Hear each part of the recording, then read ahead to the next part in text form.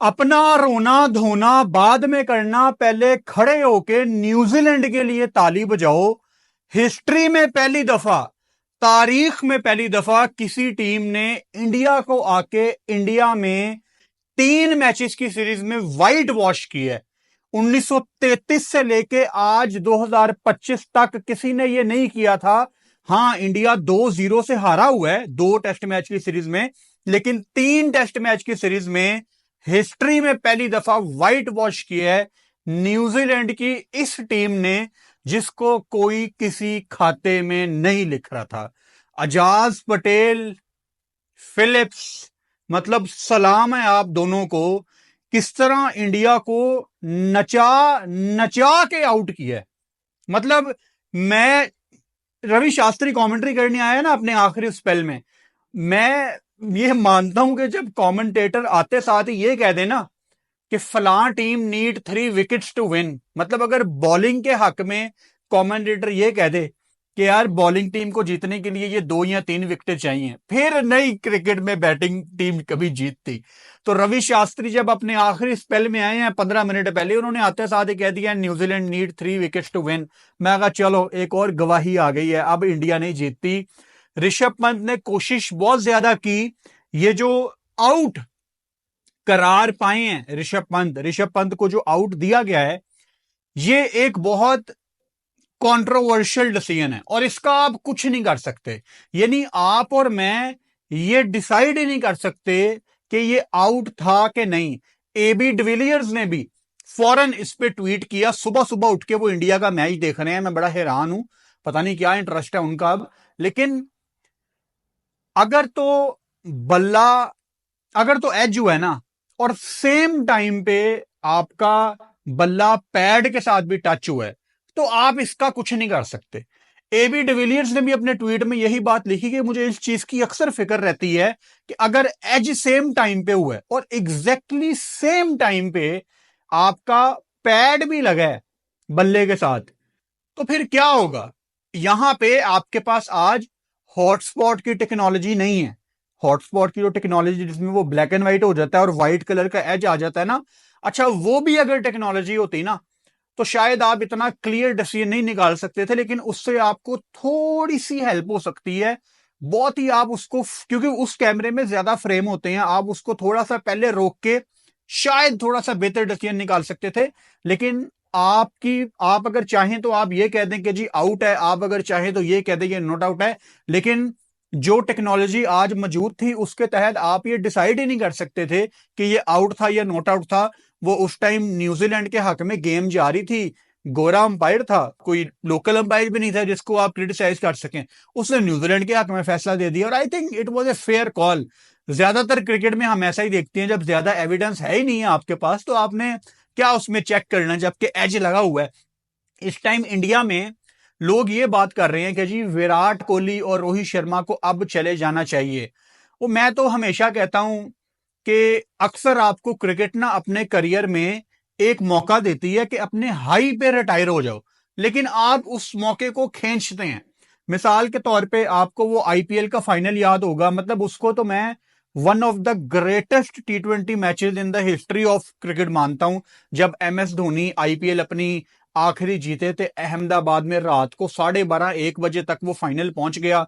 किस तरह वो मोहित शर्मा की वो आखिरी 2 बॉलें, जडेजा ने पीछे चौका लगा दिया, आखिरी एक छक्का लगा दिया सेकंड, मतलब वो सैनमा था, प्रॉपर सैनमा था। वो हाई मोमेंट था एमएस धोनी के पास कि वो रिटायर हो जाते। उसी तरह मतलब ये हम सबको पता है, अंदर ही अंदर ना हम सबको पता है कि स्पेशली रोहित शर्मा ना अपना करियर खींच रहे हैं। जब Rohit Sharma T20 world cup जीते थे ना, तो मैंने एक बात कही थी, और ऑब्वियसली चूंकि हमारे यहां सब कॉन्टिनेंट में चढ़ते सूरज को सलाम होता है तो लोगों ने मुझे ही गालियां निकाली।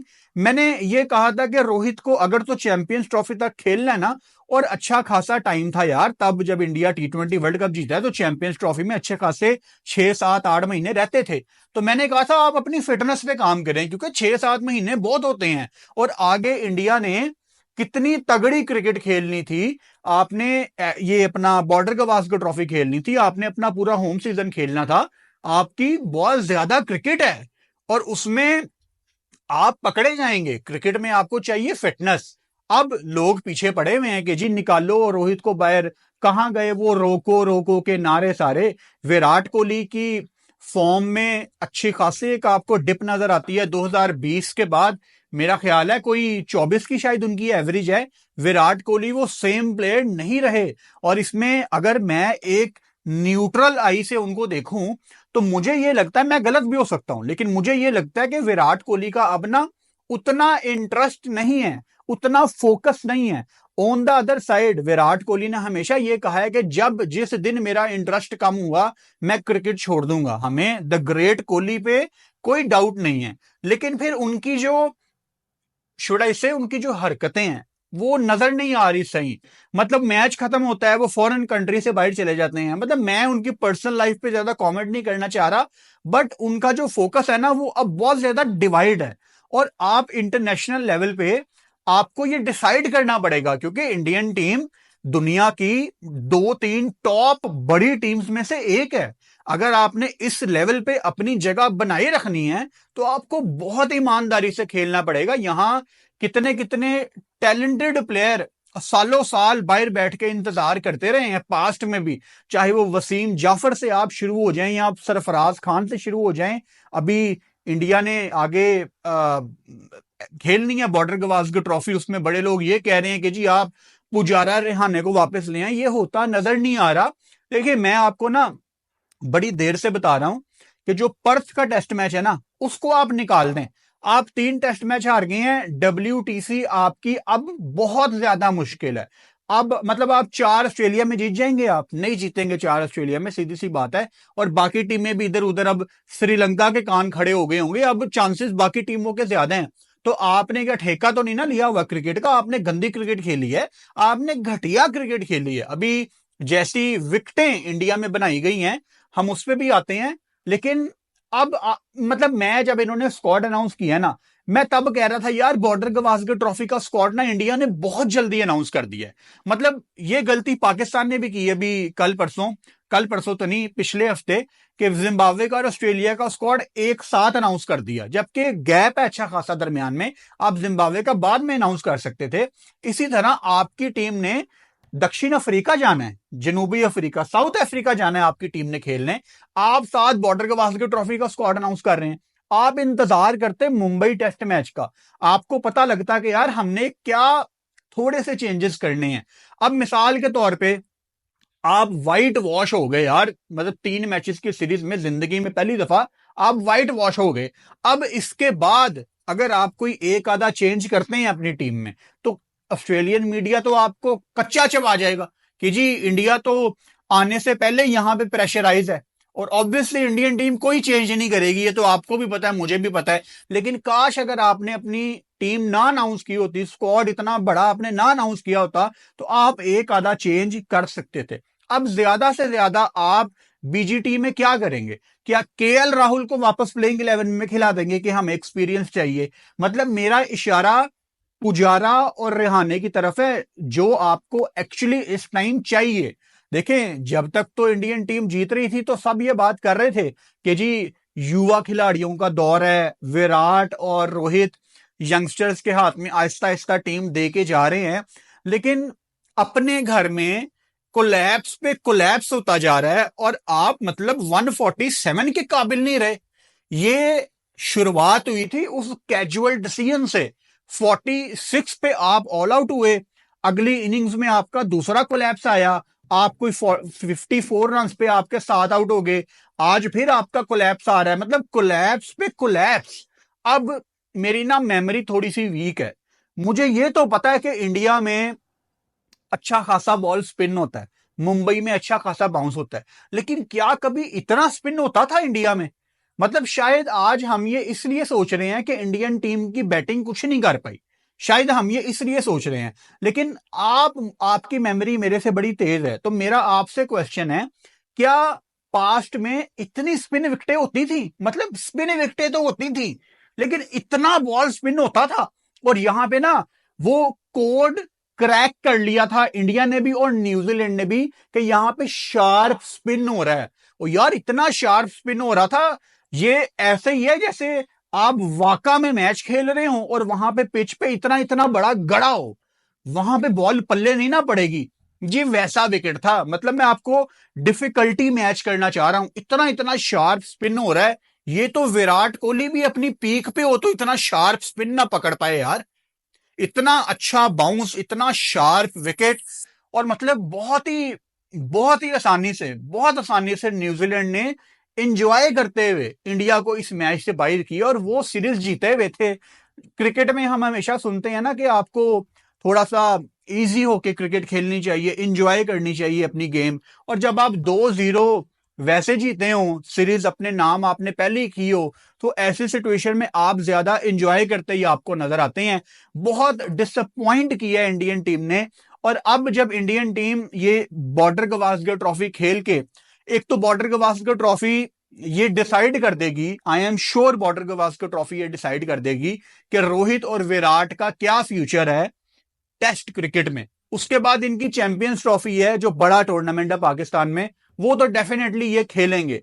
लेकिन मतलब आपकी इतनी ज्यादा सर्विसेज हो रोहित शर्मा की, विराट कोहली की, तो बीइंग ए क्रिकेट फैन आप यही चाहते हैं यार कि जिस बंदे ने अपनी कंट्री को इतनी अच्छी सर्विसेज दी हैं वो हाई पे ही फिनिश करे। ये अंदर से दुआ निकलती है। लेकिन कुदरत ने एक मौका तो दिया था, ऊपर वाले ने एक मौका तो दिया था बारबाडोस में कि अपने हाई पे लेजेंड्स बन के क्रिकेट से साइड पे हट जाते। लेकिन तब उनको भी स्ट्रेच करना था और फैंस को भी बीजेटी नजर आ रही थी, फैंस को भी चैंपियंस ट्रॉफी नजर आ रही थी कि बॉर्डर गवास्कर ट्रॉफी भी है, चैंपियंस ट्रॉफी भी है, तो नहीं जी हम थोड़ा सा और खेलेंगे। और क्रिकेट गवाह है कि जब आपने क्रिकेट में अपने करियर को स्ट्रेच किया है, क्रिकेटर ने कहा है नहीं भाई मैंने आपको एक चांस दिया था, आपने वो अवेल नहीं किया, अब जलालत आप फेस करें। अब जब इंडियन टीम अपने घर में वापस आएगी, जब ये अगली दफा अगले साल घर में टेस्ट सीरीज खेलेंगे, तो शायद शायद मुझे लग रहा है कि जो पिच है ना उनको रिवाइज किया जाएगा। क्योंकि पहले तो देखो, आपको ये समझना कि आपके पास ना वीवीएस लक्ष्मण नहीं है, आपके पास राहुल द्रविड़ नहीं है, आपके पास सौरव गांगुली नहीं है, आपके पास जवानी का विराट कोहली। खैर विराट कोहली की दिक्कत तो हमेशा से स्पिन के आगे रही है। वो आदिल रशीद ने जब उनको इंग्लैंड में पहली दफा बोल्ड किया था, तब पहली दफा हमने ये देखा था कि विराट कोहली स्पिनर पे फंसते हैं। लेकिन उसके बाद स्पेशली स्पेशली वैसे तो वो राइट हैंडर को भी, राइट आर्म को भी फंसते हैं, लेकिन लेफ्टी तो बिल्कुल ही उनके मतलब कंट्रोल में नहीं है। और ये पता नहीं आई साइड का मसला है उनका, आई डोंट नो, बट ये उनकी एक कमजोरी है जिसको वो अपने पूरे करियर में नहीं टैकल कर पाए। और कोई भी बैटर परफेक्ट नहीं होता, हर बंदे की कोई ना कोई कमी होती है। जैसे सचिन तेंदुलकर की एक जमाने में वो एल्बो का मसला था, उनको वो एक होटल के स्टाफ ने बताया था कि आपकी एल्बो का मसला है। तो हर बंदे का कोई ना कोई मसला है, आप उसको टैकल कब तक करते हैं ये, या करते भी हैं कि नहीं, वो तो आपको बाद में पता लगता है। लेकिन ये बहुत बड़ा धचका है इंडियन टीम के लिए। और अब तो खैर आपकी इंडिया साउथ अफ्रीका की T20 सीरीज है, तो 2-4 दिन में फैंस हैं वो भूल जाएंगे। लेकिन जो इंडिया का टेस्ट स्क्वाड है, ये अब जो पर्थ ट्रेवल करेगा, इनका सर अब नीचे होगा कि यार हमने अब क्या करना है ऑस्ट्रेलिया जाके। क्योंकि कहीं ना कहीं इनको भी पता है कि ऑस्ट्रेलिया में जो सबसे मुश्किल टेस्ट मैच है ना, वो पर्थ का टेस्ट मैच है, वो ऑस्ट्रेलिया ने इतनी आसानी से आपको नहीं देना। मैं तो आपको, जब इंडियन टीम बांग्लादेश को हरा रही थी, मैं तो आपको तब से कह रहा हूं कि आप पर्थ को साइड पे रख दें, ये आपके बस की बात नहीं है। ये आपके नहीं, ये किसी के भी बस की बात नहीं है। अब ऑस्ट्रेलिया पर्थ में किसी को नहीं जीतने देती भाई। अब वो जितना स्पाइसी विकेट बनाते हैं ना, अभी उन्होंने वार्म अप हो जाना है पाकिस्तान के अगेंस्ट, और उनके बड़े लड़के आने हैं टेस्ट स्क्वाड में, और वो मैक्सिमम 3-3.5 दिन में पर्थ वाला टेस्ट मैच उन्होंने साइड पे कर देना है। उसके बाद आपकी सही सीरीज शुरू होनी है। आप पर्थ को समझ लें कि वो आपका वार्म अप मैच है, जो आपने हारना ही हारना है। ये अगेन आज इंडिया हारी है तो मैं नहीं कह रहा, जब इंडिया जीत भी रही थी मुझे तब भी पता था कि पर्थ में इंडिया ने कुछ नहीं करना। अब इंडियन टीम चाह के भी कोई चेंज नहीं कर सकती। मतलब मैं ये सोच भी नहीं सकता कि इंडियन टीम मजीद अपने ऊपर प्रेशर बनाएगी कि यार हम इसको ड्रॉप कर दें, उसको ड्रॉप कर दें। बैटिंग तो आपके पास यही है। तो ये जो 5 टेस्ट मैच की सीरीज है ना बॉस, ये बहुत लंबी होने वाली है, ये बहुत लंबी होने वाली है। क्योंकि पर्थ को आप साइड पे कर दें, आगे जब इंडिया को मुश्किल टाइम अगर इस सीरीज में आया, मतलब मैं कहना यह चाह रहा हूं कि अगर इंडिया ये टेस्ट सीरीज हारने की तरफ जाता है, मतलब अगर वो 2 टेस्ट मैच पहले हार जाते हैं, तो फिर ये 5 टेस्ट मैच की सीरीज खत्म नहीं होगी। आप दुआ करेंगे यार ये खत्म ही हो जाए सीरीज और हम चेंजेस की तरफ जाएं, इसको बदलो उसको बदलो, लेकिन ये फिर दिन खत्म नहीं होने। ये गाबा, सिडनी, एमसीजी आपको काट काट के खाएंगे। बड़ा शौक किया यार इंडियन टीम ने। मतलब मैं आज 10:15 बजे उठाऊं सुबह, मैंने कहा यार चलो टेस्ट मैच देखते हैं। एकदम देखा है 35 पे 5 आउट हैं, सुबह सुबह शौक में लिया यार। 35 पे 5 आउट है, इतनी टेंशन में मैं सुबह सुबह उठाऊं यार, 35 पे 5 आउट कैसे हो सकते हैं। मतलब पता था विकेट मुश्किल है, और मैंने आपको कल ही बता दिया था कि ये 110-20 होता ना तो इंडिया ने जीत जाना था। लेकिन जैसे ही आपने 130-140 को टच करना था ना, ये बहुत मुश्किल हो जाना था। और कल आपको वो विजुअल याद होंगे जब लेग बाय का भी कोई चौका हो रहा था या एक आधे सिंगल भी हो रही थी, तो रोहित शर्मा एक्स्ट्रा टाइम लेके प्लेयर्स को डांट रहे थे, बिकॉज उनको पता था कि ये विकेट पे एक एक रन कितना क्रूशल है। और यहां पे यार 147 एक बहुत बड़ा टोटल था, ये बहुत मुश्किल विकेट थी। लेकिन जब आप घर में खेल रहे होते हैं तो क्या मुश्किल विकेट, मतलब फिर आपको फेवरेट होना चाहिए ना। न्यूजीलैंड के लिए बहुत ही एक टेस्टिंग टाइम था। ये नोएडा में आए, इनको क्रिकेट नहीं मिली, श्रीलंका में इन पे मुश्किल टाइम गुजरा, वो तो कहीं पे थे ही नहीं फेवरेट। मतलब आप उनको क्रेडिट दें, उनकी कप्तानी भी चेंज हुई आने से पहले। साउथी ने कहा कि मैं कप्तानी नहीं करूंगा, उनकी टीम में आपको कोई ऐसा प्लेयर नहीं नजर आ रहा था कि आप कहें यार कि यार ये अपने बलबूते पे पूरी सीरीज जितवा सकता है। वो अजाज पटेल की यार मेरा ख्याल है कोई 4 मैचों में क्या 25 विकेटें हो गई हैं, 26 विकेटें हो गई हैं। उन्होंने पहले भी 10 आउट किए, वो तो मुंबई में बड़ा एंजॉय कर रहे हैं। और अगली दफा जब कभी न्यूजीलैंड पाकिस्तान, इधर पाकिस्तान कह रहा हूं, न्यूजीलैंड जब इधर इंडिया आएगी तो इंडिया को देखना पड़ेगा कि इनको हमने पता नहीं कैसी विकेटें देनी है। मतलब अब जब ऑस्ट्रेलिया वगैरह या न्यूजीलैंड या कोई साउथ अफ्रीका, इवन इंग्लैंड भी जब यहां पे आते हैं इंडिया में, तो अब इंडिया को रिवाइज करना पड़ेगा कि जी हमारे पास वो बड़े बड़े बैटर्स तो नहीं मौजूद, तो हमने कैसा विकेट बनाना है। बाय द वे, कल जब मैं रात को स्टूडियो से घर वापस जा रहा था ना, तो मेरे माइंड में एक थॉट आया। मैंने कहा यार इंडिया में कितना बॉल स्पिन हो रहा है, इतना इतना इतना भी नहीं, इतना इतना शार्प स्पिन हो रहा है। और पाकिस्तान ने भी कितनी अच्छी अपने स्पिनर्स खिलाए हैं, साजिद खान, नुमान अली।